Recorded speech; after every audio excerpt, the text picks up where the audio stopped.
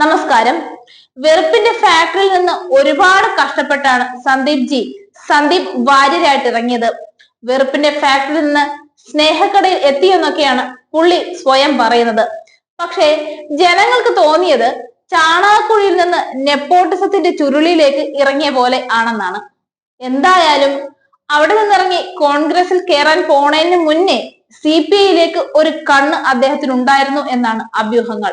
CPIയുടെ തണൽ തുടരാൻ നടത്തിയ ശ്രമം പാളിപ്പോയതോടെയാണ് പിന്നീട് പുള്ളി കോൺഗ്രസിലേക്ക് എത്തിയതെന്ന വാർത്തകൾ പുറത്തു വന്നതോടെ ഇക്കാര്യം ഏറെക്കുറെ ഉറപ്പാവുകയും ചെയ്തു. അധികാരക്കൊതി മൂത്ത് വട്ടായതാണോ അതോ സന്ദീപ് വാര്യർക്ക് കോങ്കണ്ണ് പിടിച്ചതാണോ എന്തോ. സന്ദീപ് സാർ എവിടെ ഇരുന്നാലും കണ്ണ് വേറെ ഏതെങ്കിലും പാർട്ടിയുടെ വാതിലിലേക്കായിരിക്കുമെന്നാണ് രാഷ്ട്രീയ നിരീക്ഷകർ പറയുന്നത്. വെറുപ്പിന്റെ ഫാക്ടറിയിൽ നിന്ന് എങ്ങനെയെങ്കിലും ഒക്കെ കഷ്ടപ്പെട്ട് രക്ഷപ്പെട്ട് ഒടുക്കം ഇറങ്ങിയതൊക്കെ സ്വന്തം ഇഷ്ടത്തോടെയല്ലേ. പക്ഷെ അപ്പോഴും സ്നേഹക്കടയിൽ ചേക്കേറിയതിന് സ്വന്തം ഇഷ്ടം കൊണ്ടല്ല, വേറെ എങ്ങും കിട്ടാഞ്ഞിട്ടാണ്. ഇത്രയും കാലം താൻ ആരെയാണോ അകറ്റാൻ ശ്രമിച്ചത് അവർ തന്നെ ആണ് തന്നെ സ്നേഹാശ്ലേഷങ്ങളുമായി പൊതിഞ്ഞു തന്ന സന്ദീപ് വാര്യർ ഇന്ന് പുറത്തുവിട്ട ഫേസ്ബുക്ക് കുറിപ്പിൽ പറയുന്നുണ്ട്. സനാതന ഹിന്ദുവായി ജീവിക്കാനും മരിക്കാനും തനിക്ക് ആരുടെയും സർട്ടിഫിക്കറ്റിന്റെ ആവശ്യമില്ല.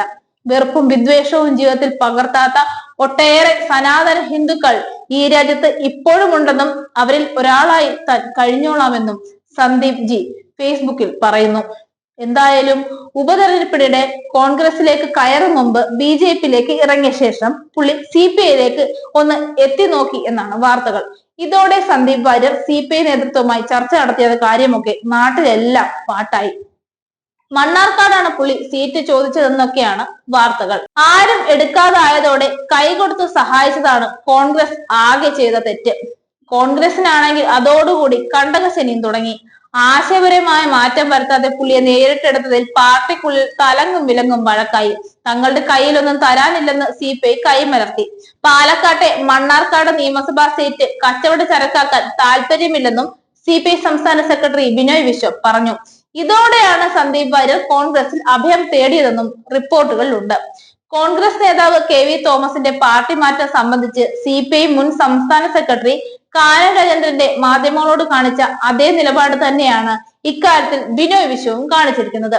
തങ്ങളുടെ കയ്യിൽ കൊടുക്കാൻ ഒന്നുമില്ലെന്ന് CPI കൈമലർത്തിയത് കൊണ്ടാണ് ഇങ്ങനെയുള്ളവർ മറ്റു പാർട്ടികളിൽ പോകുന്നതെന്ന കാലത്തിന്റെ അഭിപ്രായ പ്രകടനം തന്നെയാണ് സന്ദീപ് വാര്യരുടെ വിഷയത്തിൽ ബിനോയ് വിശ്വം സ്വീകരിച്ചെന്നും രാഷ്ട്രീയ നിരീക്ഷകർ പുറത്തുവിട്ട വാർത്തകളിൽ നിന്ന് നമുക്ക് മനസ്സിലാക്കാം.